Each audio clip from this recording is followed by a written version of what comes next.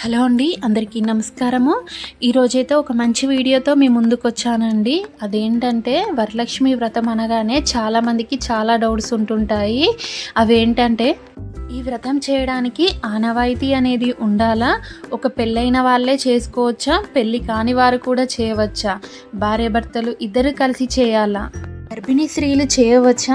బాలింతలు చేయవచ్చా? కలశం పెట్టి చేయాలనా? కలశం లేకుండా చేయాలా? అమ్మవారికి తప్పనిసరిగా బంగారం అనేది కొనాలా? అమ్మవారికి వేసే కాసు ప్రతి సంవత్సరము కొత్తది తేవాలనా? అమ్మవారికి చీరలు ఎన్ని తేవాలి? ఒకటి అమ్మవారికి కట్టిస్తాం కదా, ఇంకోటి తాంబూలంలో తప్పనిసరిగా పెట్టాలనా? పూరం అనేది తప్పనిసరిగా కట్టుకోవాలనా? పూజలో పెట్టిన చీరే ఇంట్లో వాళ్ళకి ఎవరికైనా ఇవ్వవచ్చునా, లేదా మనమే కట్టుకోవాలనా? అమ్మవారికి తీసుకునే చీరే మన భుజం పైన వేసుకుని చూడవచ్చా? అమ్మవారికి ఎన్ని నైవేద్యాలు నివేదన చేయాలి? మన ఒంటి మీద నగలు అమ్మవారికి పెట్టవచ్చా? పీరియడ్స్ అయిన 5వ రోజు పూజ చేయవచ్చా? ఇలాంటి ఎన్నో సందేహాలకు ఈ వీడియోలో చాలా క్లియర్గా నేను వివరిస్తున్నానండి. వీడియోని ఎక్కడ స్కిప్ చేయకుండా చివరి వరకు తప్పకుండా చూడండి. ఇక వరలక్ష్మి వ్రతం అనేది మనం ఎప్పుడూ కూడా సిరి సంపదలతో అష్టైశ్వర్యాలతో ఉండాలని చేసుకునే పూజే ఈ వరలక్ష్మి వ్రతం అండి. ఆ అమ్మవారిని ఎవరైతే శ్రావణ మాసంలో పౌర్ణమికి ముందు వచ్చే శుక్రవారం రోజున భక్తి శ్రద్ధలతో అమ్మవారిని పూజిస్తారో వాళ్ళకి అమ్మ కటాక్షం అనేది తప్పకుండా కలుగుతుంది. మనం కోరుకున్న కోరికలను వరాల జల్లు కురిపిస్తుంది. అందుకే ఈ వరలక్ష్మి వ్రతం అనేది ప్రతి ఒక్కరూ చేసుకుంటారు.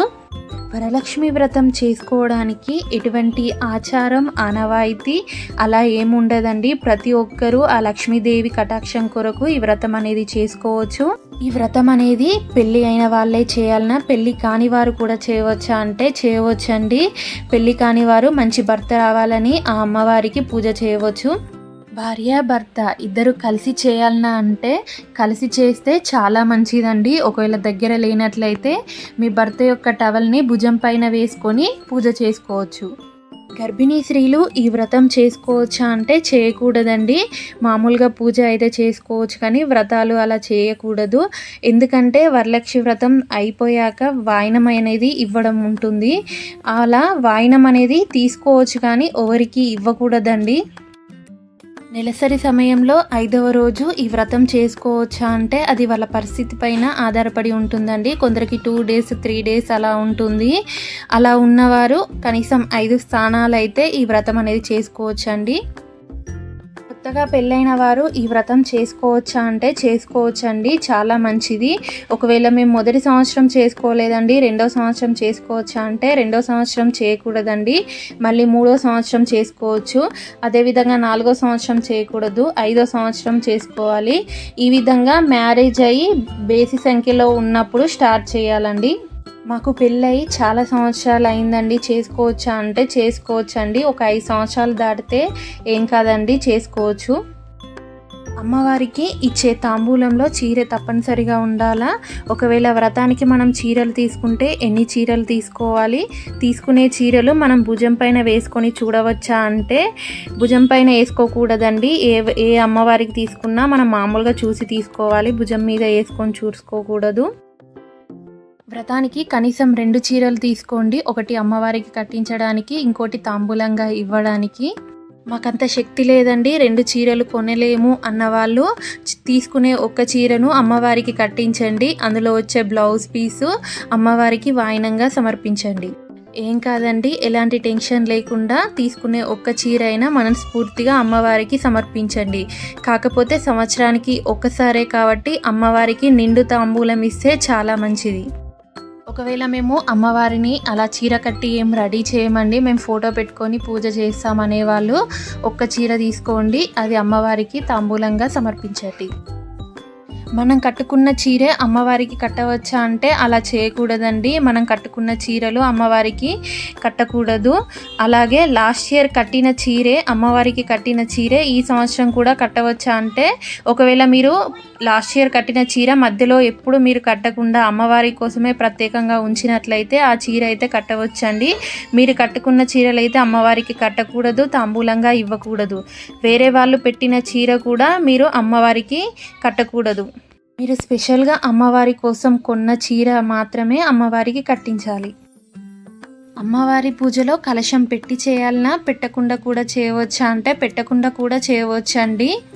కానీ కలశం పెట్టి చేస్తేనే చాలా మంచిదండి. ఎందుకంటే మనం ఆ రోజు అమ్మవారిని ఆవాహనం చేసి పూజ చేస్తాం కదా.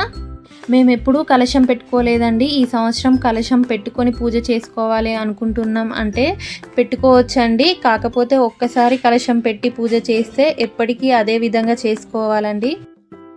అమ్మవారికి తప్పకుండా బంగారం పెట్టాలనా, ప్రతి సంవత్సరం కాసు కొనాలనా అంటే అదేం లేదండి. మీ దగ్గర ఉంటే పెట్టండి. మీ ఒంటి మీది మాత్రం తీసి పాలలో కడిగి అలా వేయకూడదండి. అప్పుడప్పుడు వేసుకొని దాచిపెట్టుకునేటివి మాత్రమే పాలలో కడిగి అమ్మవారికి పెట్టాలి.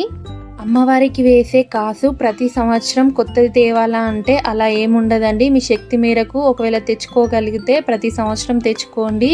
ఒకవేళ మేము తెచ్చుకోలేము అనేవాళ్ళు లాస్ట్ ఇయర్ వేసిందే పాలలో కడిగి వేయండి. బంగారు వస్తువులు కాసు అలాంటివి ఏవి మా దగ్గర లేవండి అనుకునేవారు అమ్మవారికి ఒక పసుపు కొమ్ము కట్టండి. పసుపు కొమ్మే బంగారంతో సమానం అవుతుంది. ప్రక్కన వాళ్ళు ఇలా చేసుకుంటారు, ఎదురుంగ వాళ్ళు అలా చేసుకుంటారు, వాళ్ళకంటే ఎక్కువ చేయాలి అని పెద్ద పెద్ద ఆర్భాటాలకు పోకండి. మీకు ఉన్నంతలో అమ్మవారిని భక్తితో ఆరాధించండి. పూజలో తప్పనిసరిగా తోరాలనేవి కట్టుకోవాలా అంటే కట్టుకోవాలండి. కట్టుకుంటేనే ఆ వ్రతానికి సంపూర్ణ ఫలితం అనేది ఉంటుంది. లేదండి మేము ఎప్పుడు తోరం కట్టుకోలేదు, మాకు ఆనవాయితీ లేదు అనుకునే వాళ్ళు అయినా కూడా పూజ చేసుకోవచ్చండి. ఒకవేళ తోరం కనుక కట్టుకుంటే ఆ రోజు మాత్రం తీయకూడదు అండి. మరుసటి రోజు శనివారం రోజు దాన్ని అనేది తీయాలి. వ్రతం రోజున బెడ్ మీద కూర్చోవచ్చా, కుర్చీలలో కూర్చోవచ్చా అంటే మీరు పూజ చేసిన దగ్గర మాత్రం అమ్మవారికి ఎదురుగా కూర్చోకూడదండి. ఒకవేళ మీరు దేవుడి రూమ్లో కనుక పూజ చేసుకున్నట్లయితే హాల్లో చైర్లో కూర్చోవచ్చు, బెడ్ పైన అయితే కూర్చోకూడదు. ఒకవేళ మీరు హాల్లో పూజ చేసుకున్నట్లయితే అమ్మవారికి ఎదురుగా మీరు చైర్లో అయితే కూర్చోకూడదు. వ్రతం రోజున బెడ్ మీద పడుకోకూడదు. దాదాపు నేల మీద పడుకోవడానికే ట్రై చేయండి. తాంబూలం ఎప్పుడు ఇవ్వాలి, ఎంతమందికి ఇవ్వాలంటే పూజ అయిపోగానే తాంబూలం ఇస్తే మంచిదండి. పూజ మొత్తం పూర్తిగా కంప్లీట్ అయిన తర్వాత మొదటగా మీ భర్త దగ్గర ఆశీర్వాదం తీసుకొని తర్వాత ముత్తైదువులను పిలిచి వాయినంగా ఇచ్చి వాళ్ళ దగ్గర కూడా ఆశీర్వాదం తీసుకోండి. ఒకవేళ మీకు ఆ రోజు వీలు పడకపోతే మరుసటి రోజు శనివారం అమ్మవారిని కదిలిస్తాం కదా పూజ చేసి, ఆ పూజ చేసుకున్న తర్వాత కూడా మీరు వాయినం ఇవ్వచ్చండి. వాయినం ఎంతమందికి ఇవ్వచ్చు అంటే ఎంతమందికైనా ఇవ్వచ్చు అండి. మినిమం 9 మందికి ఇచ్చిన తర్వాత ఎంతమందికైనా ఇవ్వచ్చు. ఇచ్చిన వారికి బేసి సంఖ్యలో ఇచ్చేటట్టు చూసుకోండి. అమ్మవారి పీఠాన్ని ఎప్పుడు కదపాలంటే శనివారం రోజు కదపాలండి. మనం శుక్రవారం పూజ చేసుకుంటాం కదా, పొద్దున సాయంత్రం వరకు కదుపుతుంటారు కొందరు. అసలే కదపకూడదండి. శుక్రవారం అమ్మవారిని పంపించకూడదు. శనివారం పొద్దున కూడా మళ్ళీ పూజ చేసి అమ్మవారికి ఏదైనా నైవేద్యం సమర్పించి అప్పుడు కదపాలి. కొందరికి కలశం 1 పెట్టాలా 2 పెట్టాలా అనే డౌట్ ఉంటుందండి. పూజలో కలశం 1 మాత్రమే పెట్టాలండి. ఈ డౌట్ అనేది అమ్మవారిని రెడీ చేసే దగ్గర వస్తుందండి. ఎందుకంటే కొబ్బరికాయలో చెంబు పెట్టి అమ్మవారిని రెడీ చేస్తాం కదా, అందులో బియ్యం పోసి అమ్మవారిని రెడీ చేయండి. నీళ్లు పోయకండి. నీళ్లు పోస్తేనే కలశం అవుతుంది. మేము కలశంలోనే అమ్మవారిని పూజిస్తామండి, దానికే చీర కట్టుకొని దాన్నే పూజిస్తాం అనుకుంటే ఒకటే కలశం పెట్టి దానికే చీర కట్టించి అలానే పూజ చేయండి.